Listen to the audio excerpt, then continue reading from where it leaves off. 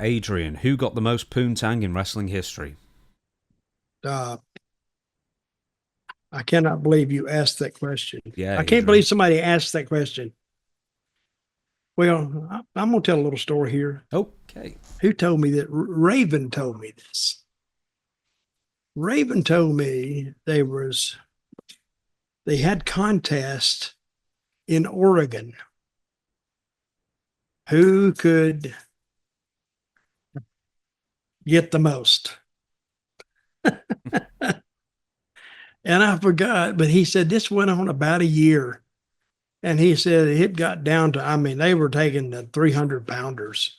They were just trying to add, So they're just going to super just trying heavyweight. to, oh, yeah, they were just trying to add to the number because they got really, it got serious. How many, how many females they could get. So and Raymond told me, he said, sometimes we got some real dogs. Hey, we were padding that figure. And yet they had to have more than just say, oh, I did this, I did this. They had to have, I forgot what they had to have, either kind of a picture or something that proved it. And I forgot who the next runner up was. I think it was Matt Bourne, Hmm? maybe, you know, but maybe it wasn't him. But Raven was definitely one of them. Yes, I believe he put up some impressive numbers back in the day. I also believe that between Raven and a couple of other people, I won't mention their names, they pretty much slept with almost every woman in the business at one time or another. Well, now who would that be? Oh, I don't want to ascribe names to anything else, but maybe I think CM Oh, Punk might have been one of the names. I might as well throw his name under the bus there. He did quite well. yeah, but I don't see that. Well, he did well with the good looking ones. Yes. Yes. Okay. And I'll leave it there. Yeah. Yeah, and I think Raven was just going for the. What's the saying? 18 to 80, blind, cripple, crazy. If they can't walk, we'll drag him. I can't believe you said that. Is that the less picky? Less That picky. is that is misogynist as hell. Yes. You like that word? Yeah. Okay. But Any from the territory days? I mean, Memphis. Let's go for overage women if we're oh, talking Memphis, for goodness sake. But Memphis, I'll say this.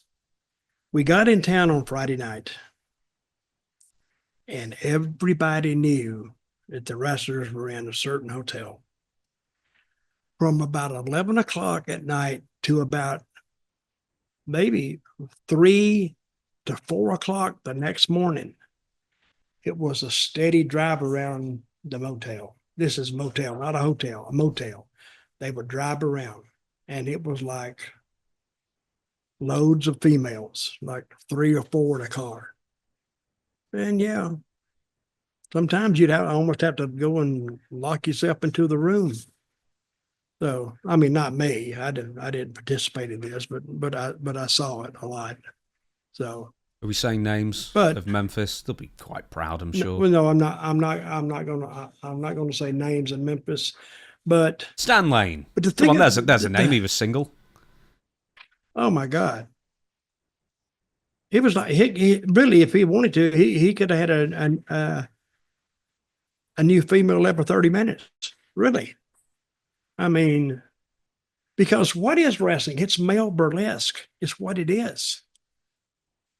See, and where are you going to see half naked guys sweating in a ring, and and you're sitting out there, and yeah, because Memphis, if this is why I think ECW didn't grow more because they went on the violence instead of the sex appeal because they had very few women who would come You saying the Sandman because is the not an violence. attractive man?